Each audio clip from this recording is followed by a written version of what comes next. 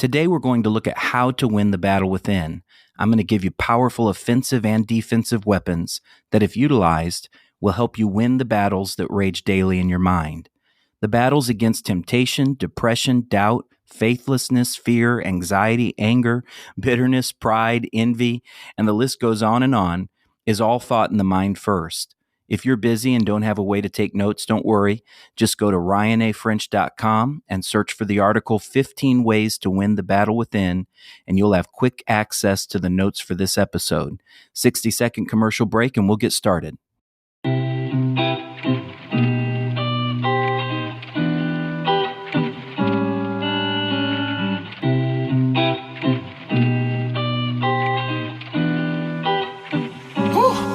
Yeah.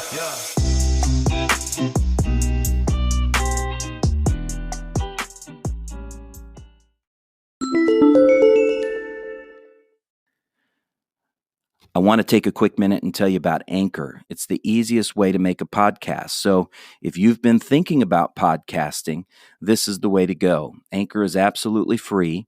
There's creation tools that allow you to record and edit your podcast right from your phone or computer.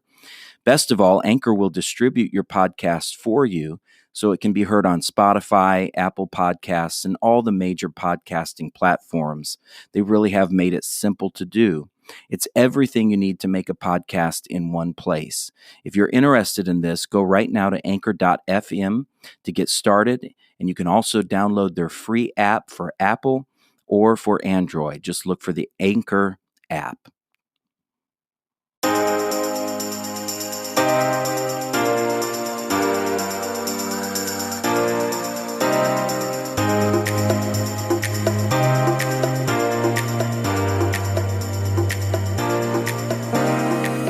Wow, we made it.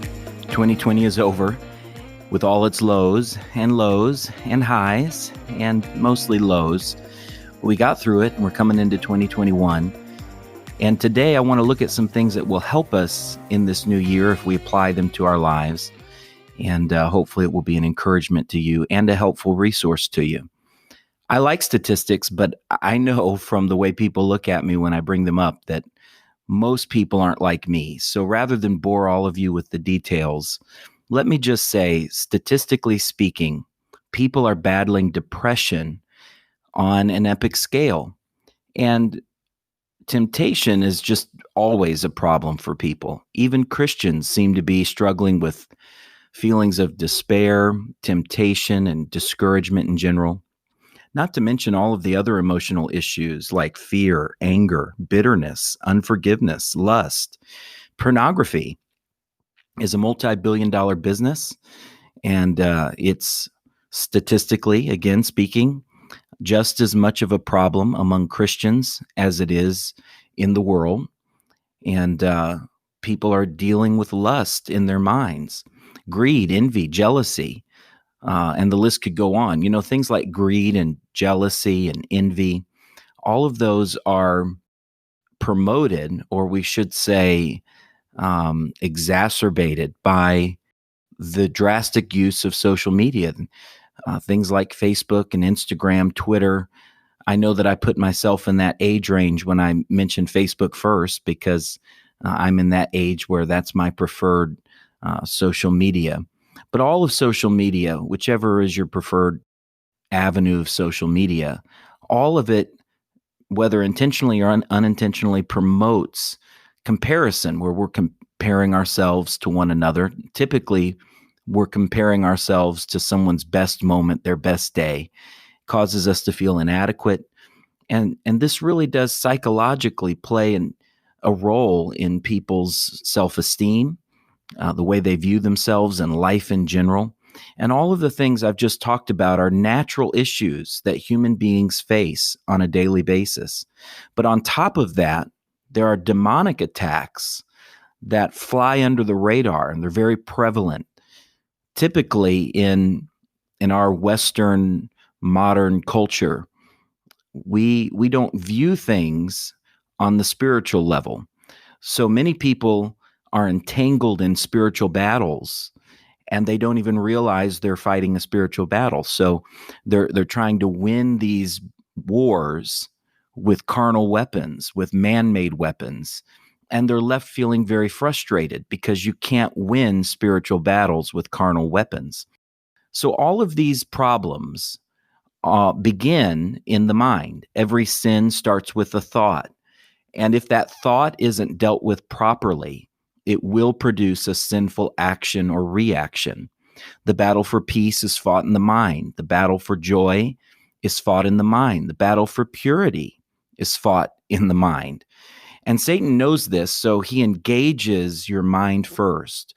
Because what you think about the most is what you will eventually do or become.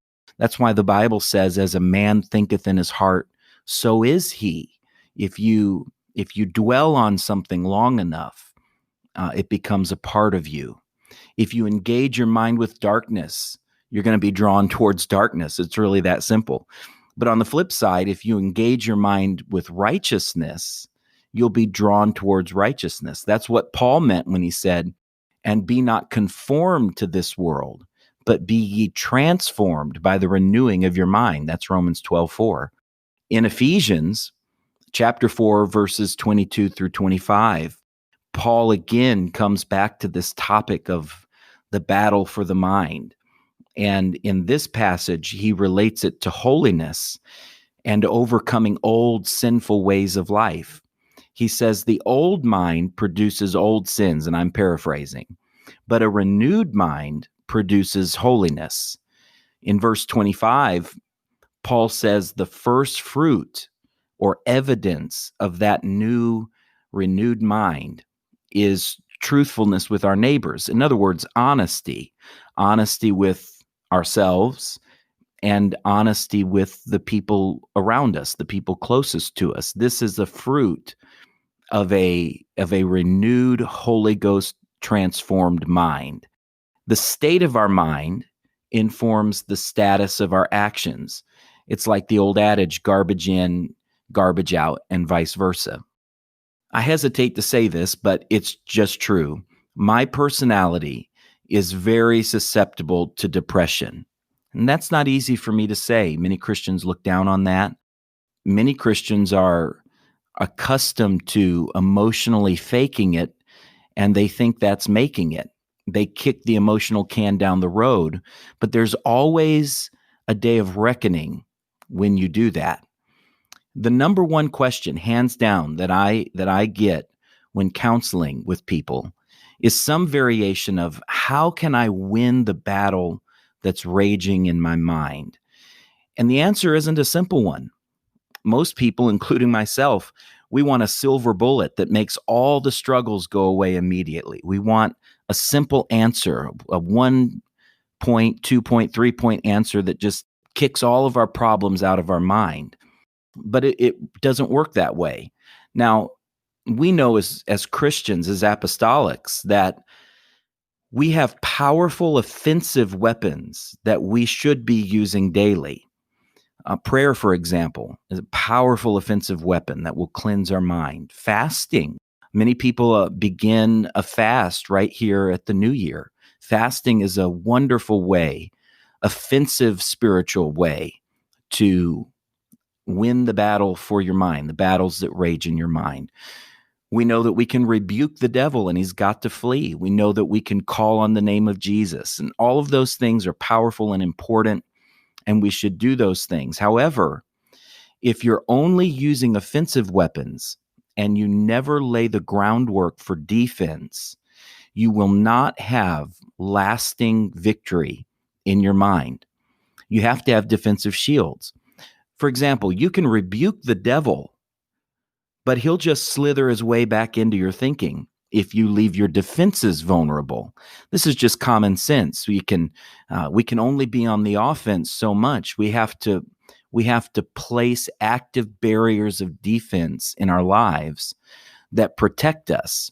And that, combined with the powerful offensive spiritual weaponry that we have, becomes incredibly effective.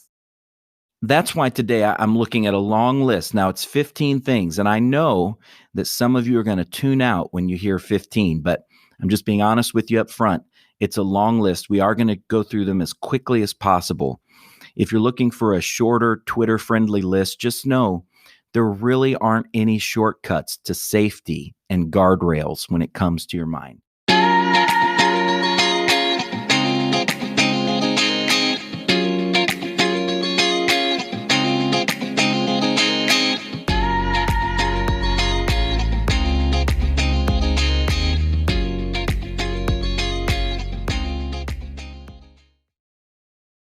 Let's get going. Number one, to win the battle for our mind, to win the battle within, get some rest. Get some rest. I know that's easier said than done. It certainly is for me. My life is very, very hectic. And I imagine that most of you who are listening to this, you're probably in your car, you're on the go. That's the lifestyle that we live. But let me ask you a question. Have you ever been so tired you just didn't care about anything anymore? I mean, real exhaustion, the kind of exhaustion that just absolutely drains you. Exhaustion has a way of draining us physically, of course, but also emotionally. But exhaustion also depletes us spiritually. We usually forget that. We know it's physically draining. We know it's emotionally draining, but spiritually it drains us as well. Now, I know there are times that exhaustion can't be avoided, but there are often times, in fact, probably more often than not, when we simply haven't made rest a priority in our lives. We live in a 24-hour-a-day, 7-day-a-week culture. And this is hard on the human mind. It's hard on the human body. I think this is one of the reasons that God in his wisdom gave us a Sabbath. He gave us, in the Old Testament, Saturday as a day of absolute rest. And now we have a spiritual Sabbath on the Lord's Day, on Sundays, which God designed for us. At one point, Jesus said, the Sabbath was made for you. You weren't made for the Sabbath. The Sabbath was made for your good. So even God rested on the seventh day of creation, not because he had to. God is God. He doesn't need to sleep. He doesn't need to take a nap. But God did it as a divine example for us to tell us that you've got to take time to rest and really rest, spiritually recharge, emotionally recharge, physically recharge. If we don't do this, we pay the price for it in our mind. Okay, number two, help somebody. Help somebody. We should help others because it's the right thing to do. We all know that. I'm supposed to help people. I'm supposed to be a good neighbor. I'm supposed to be a good member of my church. I'm supposed to be a family member that helps my family, a good parent, a good husband, a good spouse. But there are benefits attached to helping others. It's not just something that we do because other people need it. We also need to help people. It's good for us. It takes our minds off of ourselves, which is a good thing. And it takes our minds off our problems. Helping others forces us. It pushes us out of selfish habits and self-destructive thoughts. It's incredible how quickly our attitude can change when we empty ourselves out in service of others. I recently went into a home. I was trying to help a family, and I was having a really bad week, really bad day. And I walked into this home full of pain and turmoil. And as I was doing my best to help them in the way that I could, all of my stress just lifted off my shoulders. Why? Because it put my pain in perspective. I realized I'm not the only person hurting. In fact, my problems are really fairly small and insignificant compared to what other people are going through around me. That's what taking the focus off of ourselves does for us. And of course, there are spiritual blessings. God blesses us when we help others. We receive the favor of the Lord. We also receive favor from other people. If you're a selfish person that never goes out of your way to help people, then you're always receiving and you're never giving. Others find it hard to turn around and try to bless you when you need a blessing. If you want to be blessed, you have to be a blesser. That really is the principle of being a member of the kingdom of God. This applies to your church as well. If you want to be blessed by your church, be a blessing to your church. Don't just be a taker, be someone who's giving, and you'll see the benefits of being a giver very, very quickly. And it will change and rearrange the way you think. All right, number 3, and this is a big one. This one's very important, and some of you aren't going to like it. Only listen to Christian music. Only listen to Christian music. Fill your mind with godly music that is uplifting. And the more it talks about Jesus, the better. Listen to it a lot. Nothing has more ability to impact your mind and mood than music. Everything about music is designed to lower your guard and capture your attention. That's why when people hear a song in the grocery store, or they're in a restaurant, you'll see people, they'll just unintentionally start tapping their feet or tapping their hand or responding in some way to the music. They may not even like the song. They may not know the song. It might be a terrible, ungodly song, but music has this power, this captivating, spellbinding power that it just gets into our system. It's like a mind worm. It just wiggles its way into our thoughts. And when you fill your mind with sinful lyrics, you've opened yourself up to spiritual attack. You'd be hard-pressed to find a popular secular song that doesn't glorify either casual sex, cursing, violence, drinking, drugs, cheating, lying, greed, lust, godlessness, hopelessness, despair, divorce, and that list could just keep on going. But you get the idea.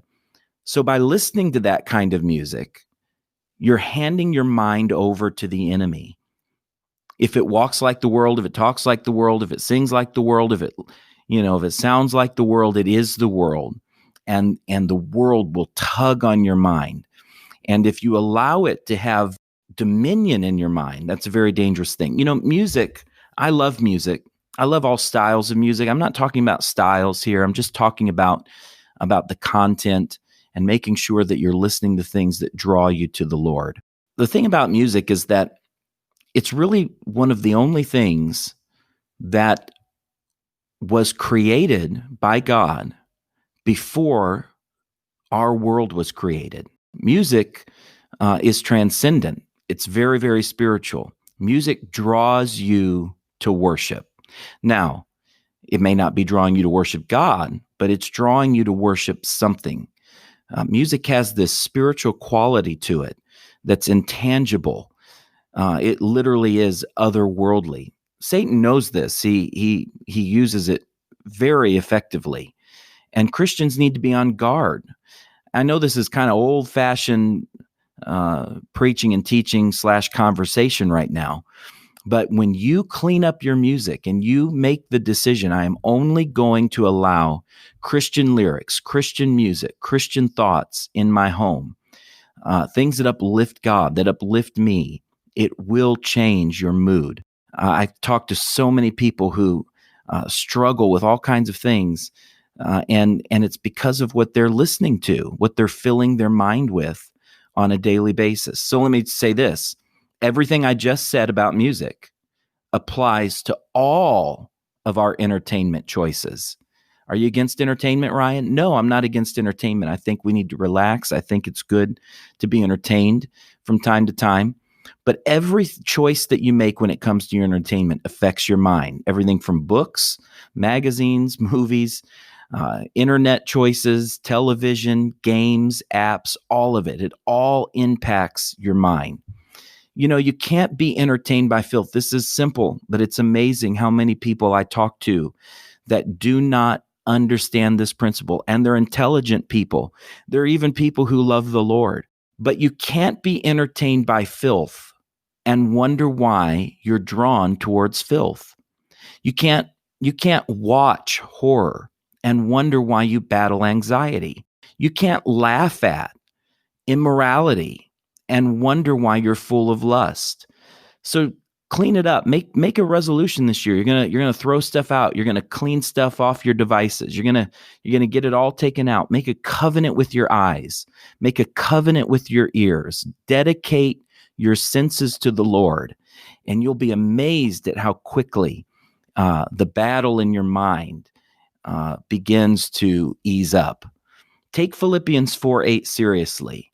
and you'll be surprised how quickly your mind will be renewed. Now, why don't you let me go ahead and read Philippians 4:8 for you, so in case you're not familiar with it. It says this: "Finally, brethren, whatsoever things are true, whatsoever things are honest, whatsoever things are just, whatsoever things are pure, whatsoever things are lovely, whatsoever things are of good report, if there be any virtue and if there be any praise, think on these things." If Christians would start taking that verse seriously, we would not have the battles raging in our hearts and minds that are raging right now so prevalently in our churches, in our homes, in our families. Take it seriously. And everything else on this list, if you don't take it seriously, everything else on this list of defenses that we've talked about and we're about to talk about will be weakened. If you regularly subject your eyes and ears to worldly entertainment, you will be drawn towards godlessness and worldly things. Temptation will constantly rage in your spirit because you allow so many things into your life that are hard for you to handle spiritually. All right, number four, spend time daily reading the Bible. I know we all know that this is needed and necessary. We've heard it. If you're like me and you're raised in church, you've heard it since you were a little kid in Sunday school. Read your Bible, pray every day, and you'll grow, grow, grow. I know, I get it. But so often, our most effective spiritual defense and offense, the word is, it's a defense for us and it's an offense for us. And we leave it underutilized so often. If you need direction, search the scriptures. If you need encouragement, search the scriptures. If you need a word from the Lord, search the scripture. Why would you leave your most significant resource untouched? The word is a lamp unto our feet, which means it protects us from painfully stumbling and falling. But it's also a sword, meaning it's our greatest offensive weapon against the enemy. When Satan tempted Jesus in the wilderness, his strongest offense, Jesus' strongest offense and defense was the word. He said, "It is written, it is written, it is written." If you know what is written in the word, you'll learn how to respond to temptation confidently. The reason many people get tripped up by temptation and the snares of the devil is because they are not saturated with the word of God. When the word of God is a part of you, you'll be able to respond to attacks from the enemy in a confident way, both offensively and defensively. Okay, now we're going to attach, number 5, we're going to attach prayer. Pray, really pray, really pray. Sincerely pray and ask God for strength. Pray until the Holy Ghost falls.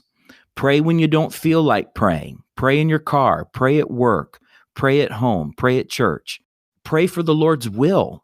Pray your way through the Psalms. If you don't know how to pray, if you're not used to having a vibrant prayer life, just open up the Psalms and begin to read them out loud and pray as you do.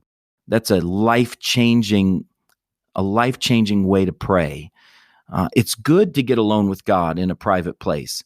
But, some of my best prayer meetings happen in my car when I'm driving down the road. That's what it means to pray without ceasing. It's not that we're just praying out loud all the time, but you can have a prayerful attitude, a prayerful mindset. Be ready to pray at a moment's notice. Let your first response to temptation be prayer. Let your first response to depression be prayer. Let your first response to doubt be prayer. Let your first response to discouragement be prayer. Let that be your default position. Always default to prayer. And when you do, it'll change your life. Don't just pray when you need something. Pray because you want to be close to God. Prayer is about relationship. And put some praise in your prayers. My grandma Smith was a wonderful, sweet, godly woman. And she taught me at a young age, I'll never forget. And this is going to sound really, really basic to some of you prayer warriors out there, but my grandmother told me, and it stuck with me my whole life, to pray like a sandwich. Make it a prayer sandwich. All right. So what she said was, like a sandwich, you have the bun on top, you have the bun on the bottom, and then you have the meat in the middle. So the bread is praise. You begin with praise, and then you put all the meaty things in the middle, and then you end with praise. And she taught me that principle that whenever I go to God, I begin with praise. Then I go to my petitions, and then I go back to praise before I'm done. This really will change the way you pray, because praise invites the presence of the Lord. The Bible says God inhabits the praises of his people. So when you start praising God, all of a sudden his presence shows up in a tangible way. And then you can go into your petitions. You can even go into complaints. It's okay to complain a little bit to the Lord. He understands. It's all right to whine a little bit, but don't do that without praise. Put praise first, end with praise. We've all known people who only called when they needed something, and it's very frustrating. You have that one friend, they never call, they never communicate until they need something. And then it's like, okay, I know when they call, they're going to need something from me.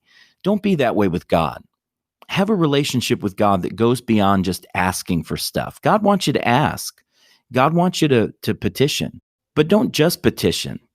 Talk to him about all the in-between stuff. Talk to him about your feelings. Talk to him about your day. Have a relationship with God. Be the kind of person who maintains a daily relationship with God in the good times and in the bad times. If you maintain a good relationship with God when everything is going smoothly, you'll be able to enter into that travail with the Lord when things are going badly. Make prayer a priority in this new year. Okay, number 6, remain obedient to the Bible in your personal life, even when no one is looking. Disobedience invites the demonic. Even worse, disobedience stirs God's wrath. Look at Ephesians 5:6. It says this, "Let no man deceive you with vain words, for because of these things cometh the wrath of God upon the children of disobedience." Disobedient Christians are miserable because they're fighting demons and suffering the Lord's anger at the same time. Disobedience produces guilt, condemnation, pain, and spiritual resistance. The pain that we suffer while in disobedience isn't God's way of trying to make us pay for being bad. That pain is intended to draw us back to him through repentance, kind of like the prodigal son who needed to be in a pig pen before he finally realized that he needed to get back home to the Father. That's what God does. He allows us to go to pig pens so we can get back into relationship with him. If you're living in disobedience, whether it's open or secret, things are going to get progressively worse for you until you repent and make things right with God. It's just the way that it is. And we've all lived in disobedience. We've all had times and seasons of rebellion in our life. And even if the people sitting next to us at church didn't know, God knew. Even if our pastor didn't know, God knew.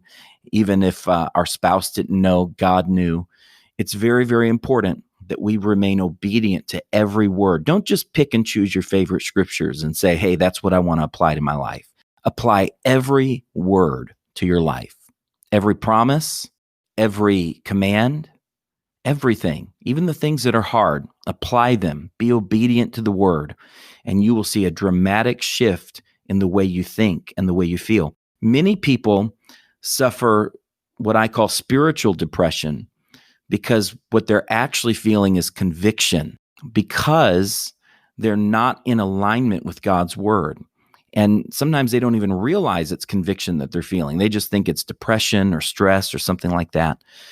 And so if you're feeling that out of sync feeling with God and with your church and with spiritual things, search your heart, search your life, and say, am I being obedient to the word? And if you find something that's not right, take it to the Lord in repentance and let him renew you. Okay, number 7. Spend time talking with godly, Holy Ghost-filled people who will encourage you, not discourage you. Choose your inner circle wisely. Those closest to you will impact your attitude and your mind the most.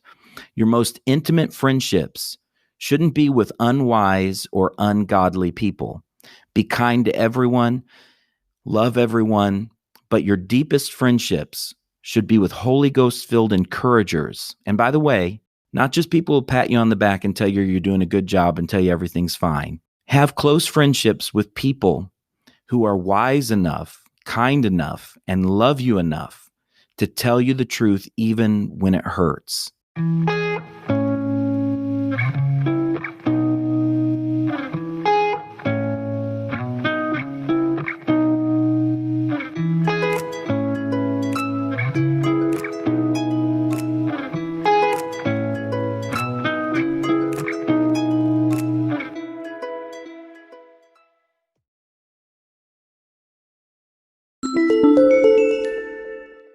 I'm sipping on a delightful Diet Dr. Pepper, another official, unofficial, non-paying sponsor of this podcast. If you'd like to become an official paying sponsor of this program, you can visit anchor.fm/apostolic voice/support and give 99 cents a month. You'll have the epic gift of my deep gratitude and the satisfaction that you've made the devil very mad.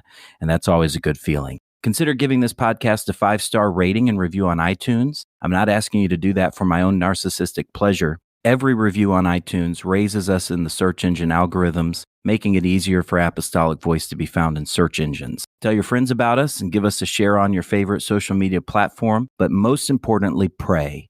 Pray for us. That's by far the most important thing you can do. As always, thanks for listening. And until next time, God bless.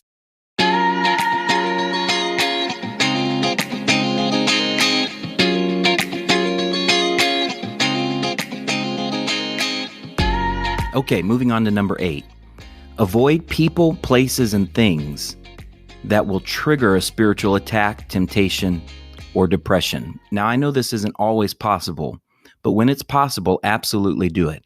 Eve would have been far less likely to eat the fruit if she hadn't been near the fruit in the first place.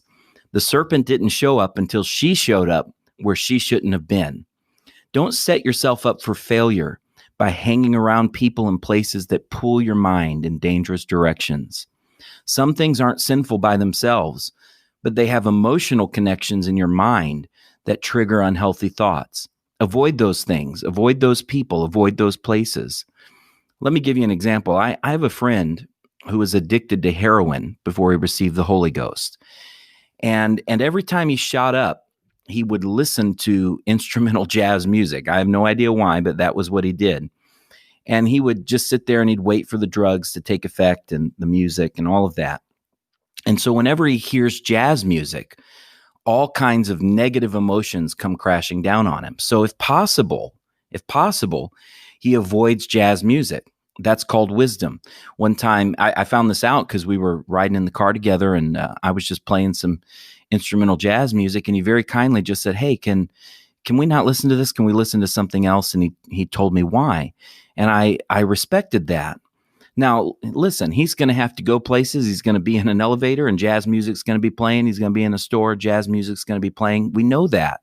But wisdom for him is saying, I'm going to avoid that when absolutely possible. I'm going to keep that out of my life. Jazz music isn't sinful by itself necessarily. But for him, it was something that he needed to stay away from. We all have something like that in our life that we should avoid because it brings up things that pull our mind in a dangerous direction. Get those things out of your life as much as you can. Number 9, get to church as soon as possible and grab an altar until God touches you. Now, listen, 2020 has been one of the hardest years that I've been through in terms of ability to gather together in church with God's people. I love church. I love being in services with God's people. I love all kinds of church services. But in 2020, I was in church less than I've ever been in church. I preached less than I've ever preached. It was just the nature of the year. It seems to be getting a little better, at least for our church. But I learned a lesson. We often take church for granted. We take gathering together for granted. We take being able to lay hands on one another and grab a hold of one another in the altar for granted. There's a reason we're instructed in Hebrews 10:25, not to forsake the gathering together of godly people. And by the way, that scripture continues on to say, and so much the more as the day of the Lord approaches. So as we get closer and closer to the coming of the Lord, we should be gathering more and more, not less and less. It's interesting to me, and this is another thought for another day, how it's been so much harder, and I feel like we're getting closer to the day of the Lord, so much harder to gather. But gathering together is a blessing for our benefit. Even the Lord's Prayer is written in the plural, not the singular. Give us this day our daily bread. We thrive as a community of believers. We're not made to walk alone. Faith feeds faith. Worship breeds worship. Joy is contagious. When we're weak, we need fellow believers' strengths. And when we're strong, weak believers need our encouragement. There's safety in numbers. The Bible refers to Satan as a lion looking for a person to devour. Lions are fascinating because they stalk enormous prey. They follow a herd and they wait for one member of that pack to lag behind or become separated from the others. A lion can't take down a whole herd of elephants. But if an elephant gets too far behind the herd, a lion will pounce and be able to have the advantage over a much larger, much stronger prey. A herd can defend itself, but a single animal becomes an easy target. Years of ministry have taught me that many people avoid church when they're struggling to win the battle for their minds. And that's the worst thing a person can do in that situation. If you have to take a boat, a train, a plane, or walk in the rain, do whatever you have to do to get to church, and you'll be encouraged. And when you get there, participate. Don't just show up. Get there and involve yourself when the altar call is given. You know, I have a pet peeve. I'm going to go ahead and just get on this soapbox right now. When an altar call is given, even if it's an evangelistic altar call for people to come and receive the Holy Ghost and repent, it bothers me when saints don't move to the altar to pray. We should take advantage of every opportunity we have to go to the altar and pour ourselves out spiritually and let God fill us back up. We ought to do this more and more, and we ought to make this a high priority in this coming year. Number 10, worship the Lord all the time, even when you're alone. This one might sound silly, but you should spontaneously worship the Lord throughout your day. If you love and appreciate the Lord, you're not going to wait till Sunday or Wednesday or whatever time to tell the Lord how much you appreciate him. You should have spontaneous combustions of praise where you're just suddenly full of joy and worshiping the Lord. Sometimes when I feel depression coming on, I'll just start worshiping the Lord. I can be in my car. I can be in a store. I've had lots of people look at me like I'm crazy because I'll just randomly say, I love you, Lord. And that's okay. I don't mind if people think I'm crazy because I want to have a relationship with the Lord where I'm able to step into praise at a moment's notice. All right, number 11, add fasting to your prayers. Add fasting to your prayers. This one's hard. Fasting is hard. And I don't just mean, I want to be careful. I don't want to sound condescending in any way, but, people these days call all kinds of things fasting except fasting food. But the real biblical precedent that we have for fasting is to abstain from food. It's great to fast from sugar. That's good. It's great to fast from media. That's very, very good. But we need genuine biblical fasting where we literally do not eat for an appointed amount of time. In Matthew chapter 17, verse 14 through 21, a desperate father, brought his demon-possessed son to Jesus for deliverance. The King James Version refers to the son as a lunatic, inferring that the possession and demonic oppression was so strong, it had destroyed the boy's mind. The father had already taken his son to the disciples, but they couldn't cast the demon out. And of course, Jesus cast the demon out immediately, leaving the disciples wondering why they had been powerless. And in verse 19, Jesus rebukes the disciples for their unbelief, their lack of faith. And in verse 21, he reveals the reason for their lack of faith, their unbelief. And he said it was this: it was your lack of prayer combined with fasting. This demon was so strong that it required prayer and fasting to overpower it. There are situations, attacks, oppressions, and spirits that require prayer and fasting to overcome. Fasting brings our mind and body into subjection. It cultivates spiritual awareness and sensitivity. Our mind is sharpened and our spirit is quickened when we fast. And yet it's one of the most underutilized tools in our spiritual tool belt. But we've got to pull it out. And not just at the beginning of the year. It's common. People start fasting, right here at the beginning of a new year. But schedule some times. And I found that it's important to schedule times. Some people that I know have different periods of the year. Every 4 months, they have a specific time that they fast. I know some people that fast a particular day every week of the year. Whatever it is that works for you, and it's going to be different for everyone, but find a way to regularly fast, and you'll be amazed how it will renew and strengthen your mind. All right, number 12, keep a prayer journal. For me, this has been one of the most helpful things I've ever done. I write thoughts, prayer requests, questions, goals, everything you can think of, hopes, dreams, testimonies, thoughts. I write them down in a prayer journal. Now, admittedly, my prayer journal has become a digital journal. I used to do it with an actual notepad and paper, but now I do it in my phone. But however you do it, do it. The Bible speaks of overcoming by the word of our testimony. We humans have a terrible habit of fixating on what we need God to do and forgetting what he's already done. This forgetfulness leads to anxiety and disbelief and unbelief. Remembering what God has done builds faith. The Lord convicted me a few years ago.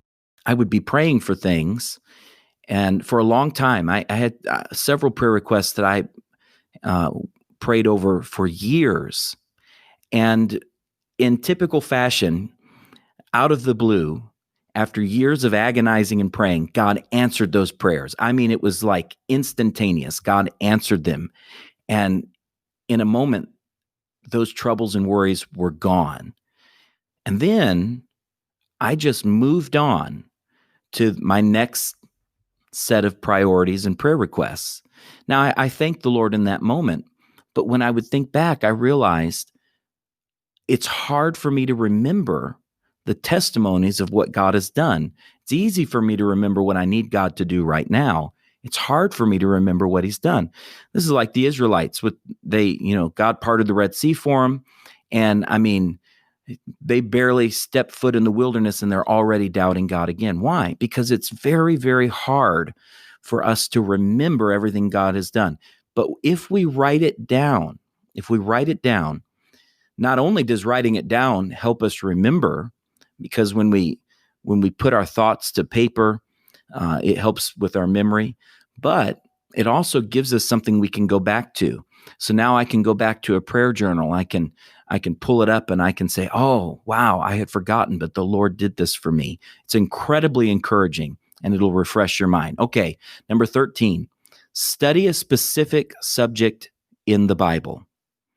Studying the Bible is different than just daily Bible reading. We should read the Bible every day, but we should also study the Bible. And if you're not used to doing this, let me give you a few suggestions. First, find a subject that you don't fully understand and dig deeply until you understand that subject inside and out. Whatever it is, if it's baptism, study baptism. If it's grace, study grace. If it's justification, there's a word that I've thrown out to some people just wondering what they thought it meant. A lot of people don't know what justification means. Find a word that you've heard preached and you've heard it and you thought, man, I'm not 100% sure what justification is. And study justification until you know everything there is to know about it. Knowledge is power in the spirit, and Satan operates best in confusion. Perhaps you have an area of holiness where your church has a standard that you don't understand. And Maybe you struggle because you don't want to keep that standard. But when you look internally, you know, hey, I don't even understand biblically anything about this. Well, make a determination. I'm going to study that subject inside and out until I know everything there is to know about it. Okay, number 14, stay busy. Now, I know that seems like it's a little bit of a contradiction to our first point, which was to get some rest. And when I say stay busy, I don't mean to have a crazy lifestyle where you're just never having rest, but I do mean that we shouldn't allow boredom to enter into our life. We shouldn't have so much free time where we just bored and don't know what to do. Especially young people struggle with this. Boredom is the devil's playground. Too much free time will create a vacuum that trouble quickly fills. Let me read 1 Timothy 5:13 to you. It says this, and withal they learn to be idle, wandering about from house to house, and not only idle, but tattlers also, and busybodies, speaking things which they ought not. When we're idle, when we have too much time on our hands, it leads to gossip, many, many other things. In the digital technological age, boredom can be incredibly dangerous. So avoid it. If you're looking for something to do, find a way to be busy in your church. I promise you, there are things that your pastor and the ministry in your church desperately needs help with. Find a way that you can volunteer. Find a way that you can get involved. Again, going back to an earlier point, find a way you can help somebody and fill up your free time. All right, our last thought, number 15. Listen to a lot of good, anointed, apostolic preaching and content. I highly recommend downloading the Holy Ghost Radio app and the Revival Radio app. They're free and they're fantastic. You can download my church podcast, Apostolic Tabernacle, UPCI. You can get it on all the different platforms. Lots of great churches out there have podcasts, video and audio. And of course, you're listening to this, so continue to do that. There's tons of great podcasts out there these days, apostolic content. My brother Nathan hosts a weekly podcast called Noteworthy, and it's incredible. You should check it out. You should look at The Restorationist by Adam Shaw, Kingdom Speak by Pastor Daniel McKillop, Simplify by L.J. Harry. You can go down the list. There's all kinds of things, but fill your mind with good apostolic content and preaching, and you'll be amazed how filling your mind with that kind of content on a daily basis will help you. One last thought before I get out of here. The devil attacks people's minds immediately after powerful spiritual events. It was right after Jesus' baptism. The Bible says immediately after being baptized, he was carried into the wilderness and tempted by the devil. There's tons of other biblical examples. But if you know that this is the way the devil operates, you can be prepared and you can respond appropriately because you know that's how the devil works. So, for example, if you have a powerful encounter with God in prayer, just know the devil's going to attack you as quickly as he can so he can discourage you after that prayer time. If you're in a powerful church service where God just speaks to you and moves in your life in an incredible way, just know the devil's he's going to try to carry you into the wilderness immediately after that happens. Don't be discouraged by that. Don't think you're alone in that. Don't think that makes you somehow a weaker or lesser Christian. Just know that's one of the devil's greatest tricks and one of his most prevalent ways of trying to depress us after being uplifted by the Lord. I'm praying for everybody. I'm praying for your mind. I pray that men especially, let's get our minds under control in this coming year. Let's apply these shields to our mind, and let's see how God will bless us. Thank you for listening. This is the Apostolic Voice Podcast. I'm your host, Ryan French. God bless you all.